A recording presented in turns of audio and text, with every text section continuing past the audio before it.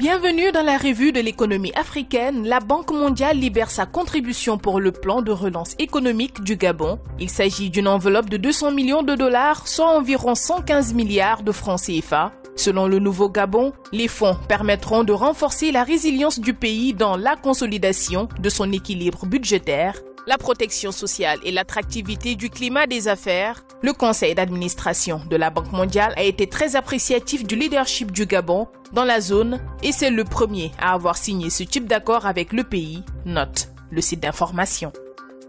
La Côte d'Ivoire se dote d'un deuxième programme national agricole de 11 905 milliards de francs CFA sur la période 2018-2025, titre Abidjan.net. Et selon nos confrères ivoiriens, ce programme qui s'inscrit dans une suite logique des projets de l'État couvre plusieurs sous-secteurs que sont l'élevage, la pêche, l'aquaculture, la gestion de l'environnement et le développement rural. Il permettra, entre autres, d'améliorer la production agricole de la zone, prendre en compte les besoins des acteurs privés et publics pour la conservation, la transformation et la commercialisation.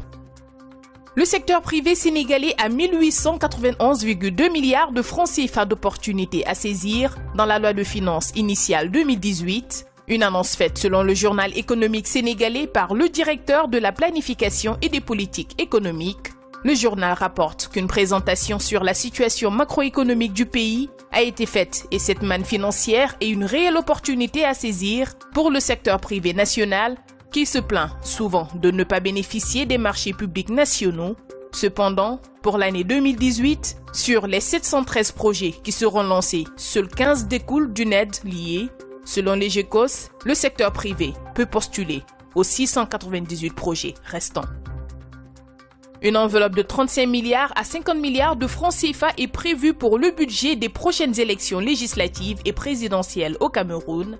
Dans le cadre de la finalisation de l'avant-projet de la loi de finances 2018, la présidence camerounaise confirme qu'il y aura bel et bien des élections politiques l'année prochaine. Un montant de 50 milliards de francs CFA couvrirait largement l'organisation matérielle de toutes les élections prévues en 2018, soulignent les autorités, nous renseigne l'agence Ecofinance. Selon elle, seul un budget d'environ 21 milliards de francs CFA avait été élaboré et financé entièrement par les ressources propres de l'État pour l'organisation de la dernière présidentielle le 9 octobre 2011. Celui prévu pour l'année prochaine devrait suffire par conséquent. Information à lire sur Agence Ecofin. Terminons avec la Gambie où la FAR déclare un potentiel de 1,1 milliard de barils de pétrole récupérables sur les blocs A2 et A5.